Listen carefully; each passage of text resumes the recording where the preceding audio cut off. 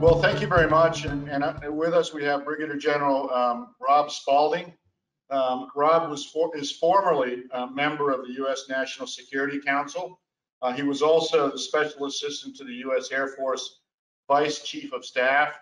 Rob is a great guy, and he's been incredibly generous with us in terms of our Blueprint 2025 initiative. He's also someone who really understands the competition that we're in with the Chinese. This is Rob's book, Stealth War, How China Took Over While America's Elite Slept. And we're focusing right now on, by the way, I have about 30 copies of this book, so the first 30 email copies, I'll make this available to you guys for free. So just email me at norman@cg-la.com, and Rob, I'll probably come by your house again and ask you to sign the books. And look, this is a very important session. I don't know that any of the sessions we have today are even half as important as this one, and I think the other sessions are incredibly important. But the 5G issue, the importance of 5G for the U.S. economy and for national security, I think it's just fundamental. So the first question, Rob, and again, thanks for taking the time. We really appreciate it. First question is, 5G appears to us to be a foundational technology critical for the future of our economy. Everything from autonomous vehicles to AI and all the businesses that grow up around it. You know, you and I talked about radios and the radio business in the U.S. if we have enough demand. So what does it mean specifically for our competitiveness and for our national security, the 5G issue? Well, in terms of economic competitiveness, there's no doubt that U.S. tech companies dominate the global information economy, and that's really was heralded in with the introduction of the iPhone in 2007. So in 2007, you look at the top 5 in market cap, there's AT&T, General Electric, Microsoft, ExxonMobil, and Shell. Fast forward 10 years, you got Facebook, Amazon, Apple, Netflix, and Google, and of course, Microsoft. And so we had a complete sea change in the global economy. And now 25% of the S&P 500 is basically the FANGs, which I just mentioned.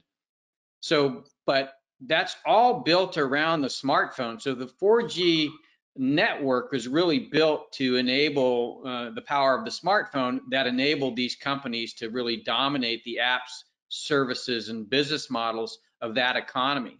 That is not 5G. It's not about your phone. In fact, the more that you can think about the things that you do on an everyday basis where your phone is not involved, you have a better idea of conceptualizing what 5G is. It's about facial recognition. It's about gait recognition. It's about gesture recognition. It's about voice recognition. And it's about building those capabilities into the city around you and then turning all of those virtual button pushes that you do today into actions or speech so that the city is reacting to what you do, so that rather than you pushing a button to get an Uber on your phone, you just say Uber and the car shows up, and that car most likely won't have a driver. That's the world that 5G is built for, and unfortunately, we in the West have essentially doubled down on the 4G world, and that's totally understandable because all of these companies are dominant. But what the Chinese seek to do is dominate the next evolution. So if you can think of, you know, how the FANGs pole vaulted into dominance in our information economy, what the Chinese seek to do is use the same scenario for the BATs, the Baidus, the Alibabas, the Tencents, to do the same things with the apps, services, and business models of 5G. That is far more focused on artificial intelligence, machine learning, and autonomy. Those are all things that they are now dominant in 5G in China because they're rolling out those capabilities now. In fact, they had started in 2017. So you're looking at a sea change in our global economy, and it's going to be dominated by China because they seek to become the Saudi Arabia of data, which is going to drive all this autonomy and artificial intelligence.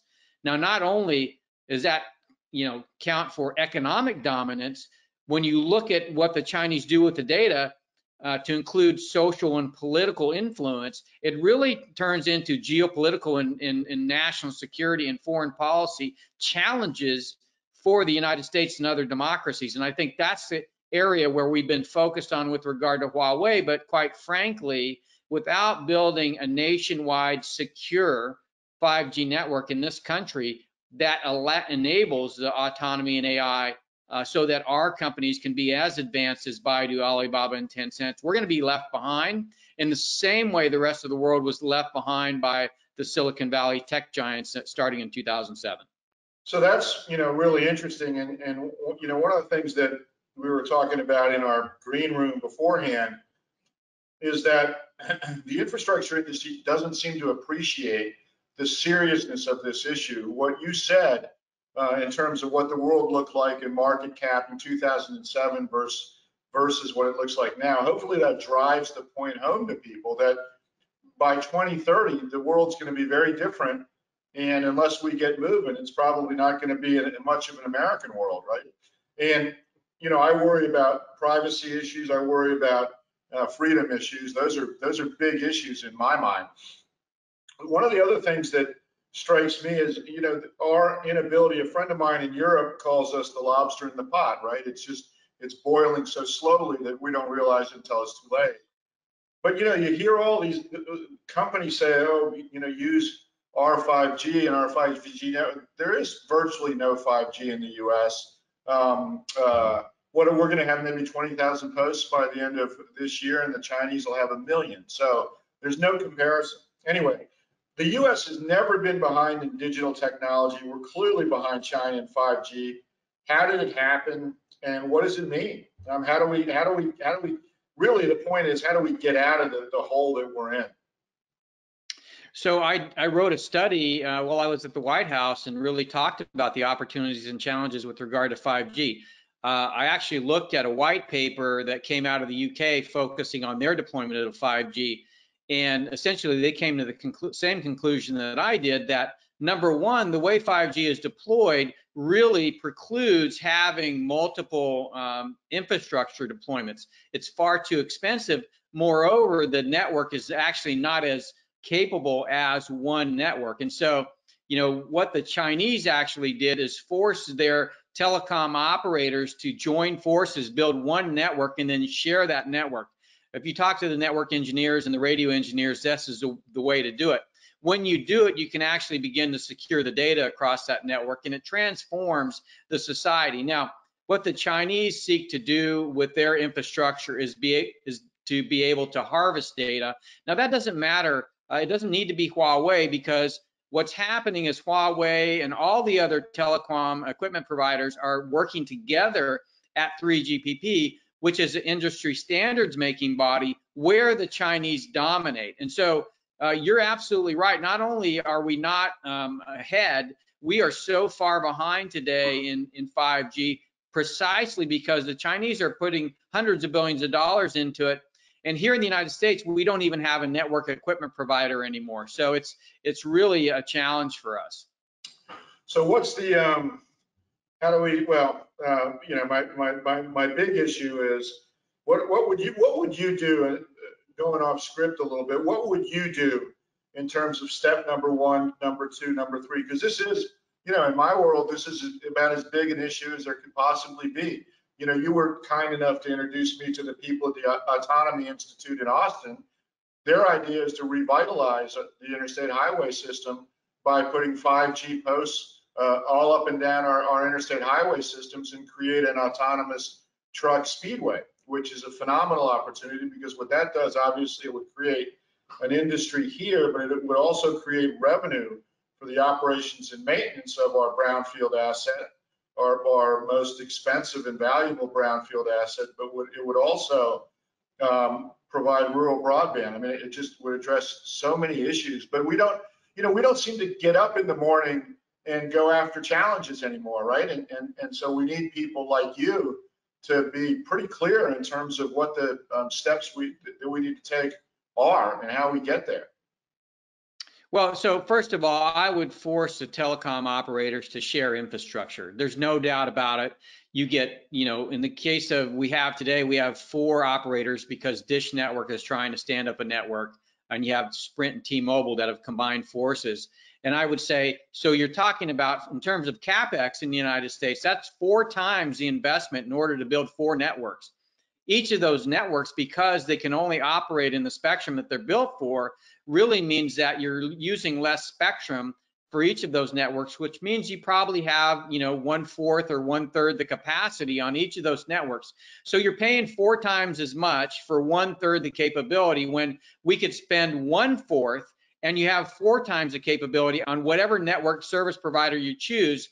And then they have to go out and figure out how they differentiate their product. But overall, the United States gets a much better network. So one of the things that happened as a result of me writing that report at the White House is that the telecom lobbyists basically put out there that the Trump administration was seeking to nationalize the networks. That was never the case, never even considered. Just a recognition that the technology was at a place in time where the operators could do something just like they did with the tower operators, and that is divest of the network themselves, maybe have a subsidiary that they were all invested in that's building a network, and then sell that back to themselves on a wholesale basis.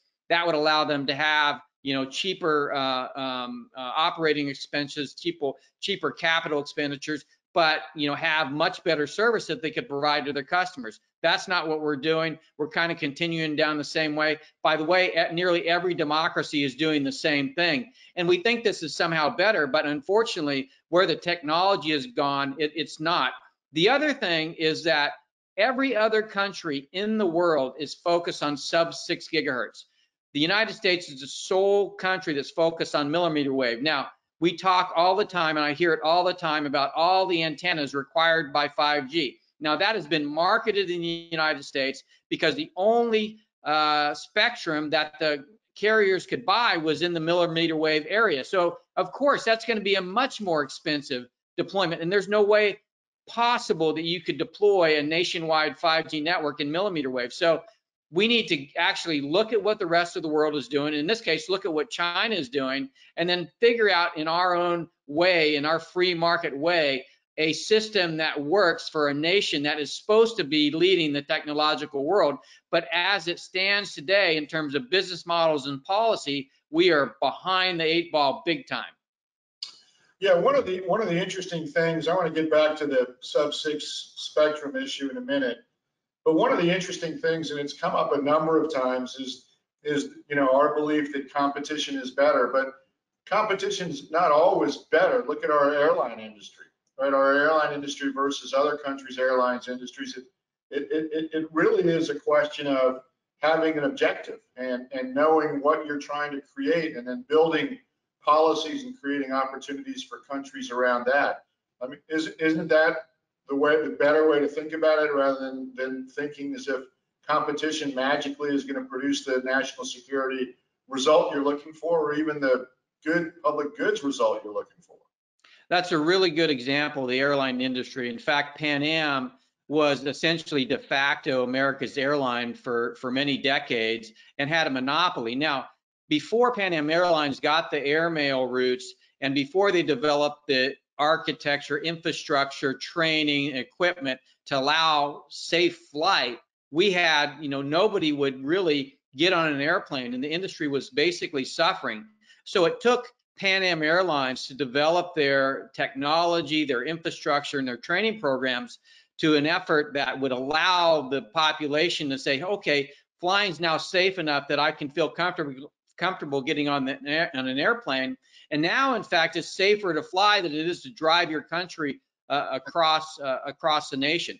The challenge with Pan Am Airlines is that it became a monopoly and eventually was broken up. But when it was broken up, you got things like the Federal Aviation Administration and the National Transportation Safety Board that actually really focused on government intervention to ensure that we had aviation safety. This is something very close to what we need today in terms of data protection and privacy. Unfortunately, the government is wholly unprepared to do that. It's just not something that you want the government to take on. But you could have this private company take on and say, hey, we're going to develop the tools, technologies, procedures, and policies that actually allow us to protect your data as a value proposition and grow that as a business model. And then eventually I think you're going to say, okay, well, maybe we need to break that up and then just have standards and policies that ensure that we're going to have a safe internet. I don't know if that's the path that this will proceed, but you bring up a good example of the way this has worked in America's past. And what's really interesting, actually, I mean, my dad was a pilot for 37 years, and you bring up the Juan Trippi issue with Pan Am. It's also a visionary who doesn't let anything get in their way and gets things done. And, in a sense, that's what we need here, is somebody to really lead this process. That's at least what I take from what you're saying. It's not going to happen by committee. That's absolutely right. All of the companies, whether they be telecom carriers today, whether they be large tech companies, are totally invested in their current business models. They don't have the capacity nor the desire to actually do things that are in the national interest, when they're focused on, making their bottom line. And that's our system. It's our free trade system, and it's the best system in the world. But when it comes sometimes to things that are in the national interest that, are involved with national security, as data protection and privacy is, right? Just think about this, Norm.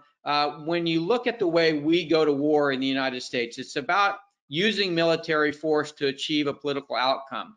What Silicon Valley has achieved with their technology and business models is the ability to influence populations without the threat of force. In other words, they can subtly influence populations. Now, the Chinese Communist Party and other authoritarian governments figured out that, hey, not only is it good to sell you shoes, I can begin to make you like communism. I can begin to change your political or social orientation around something that's more accommodating to my interests. And that's what they're doing.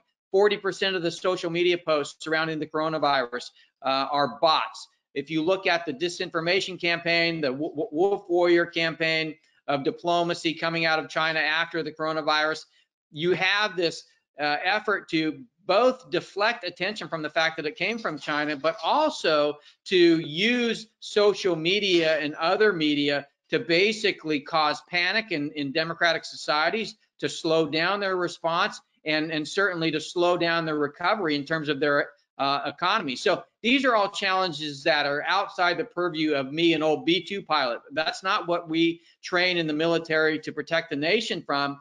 And quite frankly, in the 21st century, that's where the threats are going to come predominantly from. Yeah, that's really interesting. I have a couple of questions. I'm going to give you a chance. I've never done this before. I'm going to give you a chance to answer two questions. How do you get Congress to pay attention to this issue when the average age of a member of Congress is 60 years old, right? So that's the first one. And that's actually an issue we have in infrastructure in general. The Chinese infrastructure stimulus announced in May is $2 trillion for new infrastructure.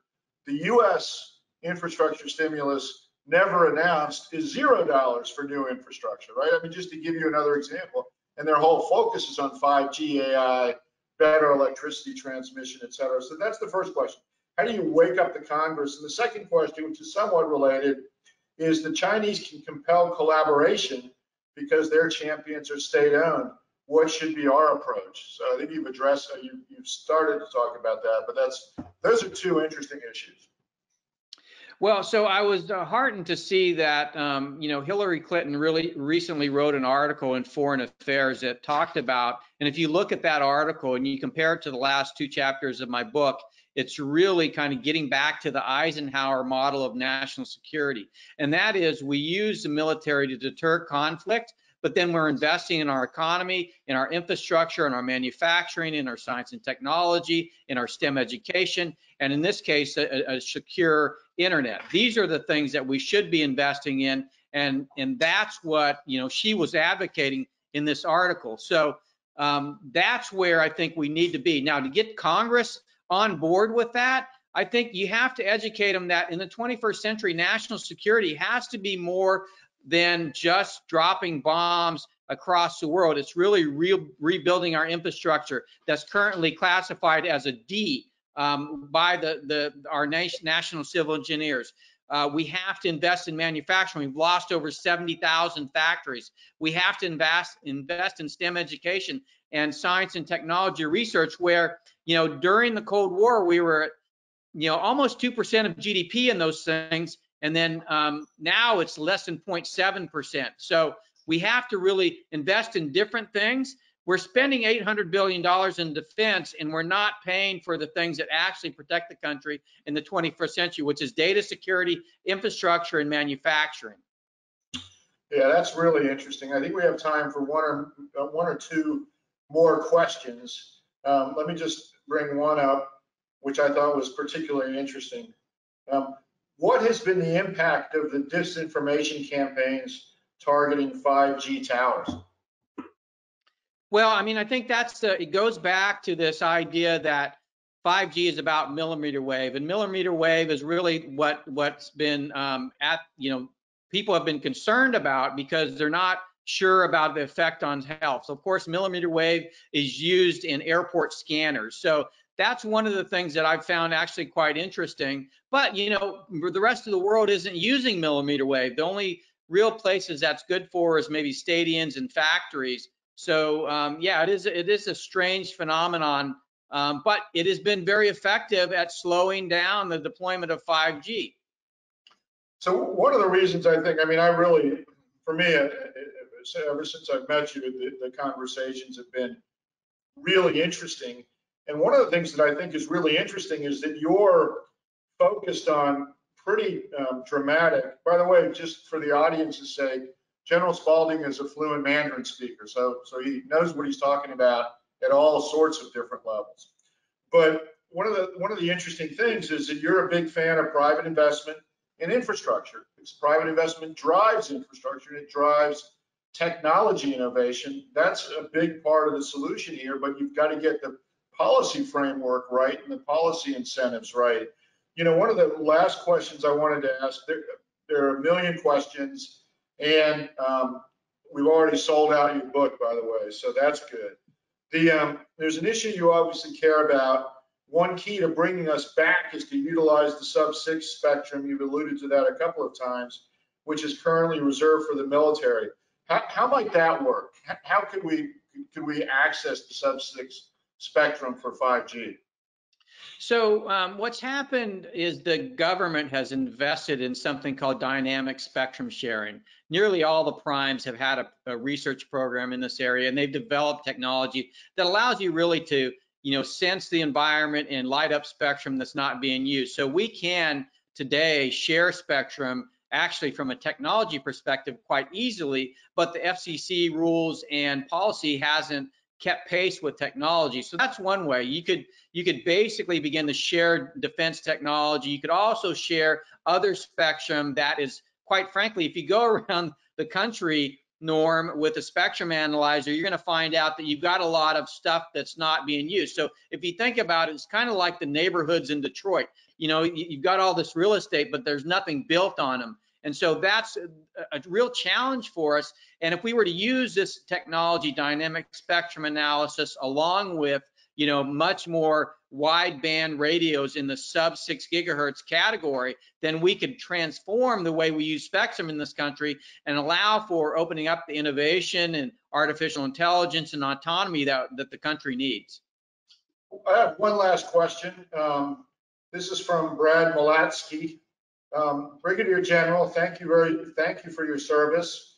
Without getting too political, has the current administration's view on climate change created negative impact on the military regarding its prior, this is without getting too political, Rob, created negative impact on the military regarding its prior focus to avoid security issues relating to energy supply and pushing for more renewables to power our fleet forces? So I don't know, that's a little off of our topic, but if you'd like to attack that. Well, I think, look, one of the things that America has enjoyed is, we're talking about innovation is fracking. It's basically changed the energy environment for the United States. And this, by the way, gives us an opportunity to have, not only low tax rates, but also low energy rates, which impacts our ability to do manufacturing, particularly with a lot of autonomy. So this energy independence, this newfound energy independence that we have, I think is very important. And I think this administration, the current administration, has been very focused on that. And you know, that's something that I think that we ought to continue doing. There's going to be a transition someday to carbon neutral energy, but not today. And we need to focus on growing this economy, putting people back to work, manufacturing, infrastructure, science and technology, and energy is a big, big part of that. Yeah, I couldn't agree more. And the whole conversation around technology innovation, it lives on 5G. Unless we get 5G right, we're not going to be technology innovators. We're going to be what we used to say about the Chinese and the Japanese. We're going to be copying, and you end up copying when you don't have grade A technology. So that should be, for me, that should be the basis of any infrastructure Marshall Plan for sure. And then a big part of that's going to be private investment. We have a huge amount of public debt and a huge opportunity to bring $27 trillion in pension fund and life insurance money into the infrastructure investment equation. So that's such a good point, Norm. And I think that's one of the things that people don't understand.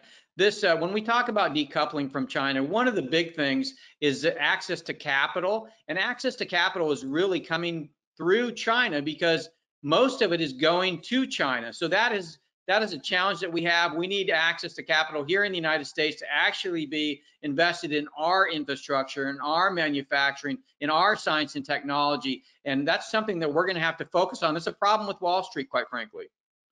No, this is great and super helpful. And I just want to thank you, General Spalding, for your time and your friendship and also your ideas over the last couple of years. So thank you very much. Look forward to continuing to work with you and making things much more successful in this country. Thank you, Norm. Thank you so much. Take care. Thanks.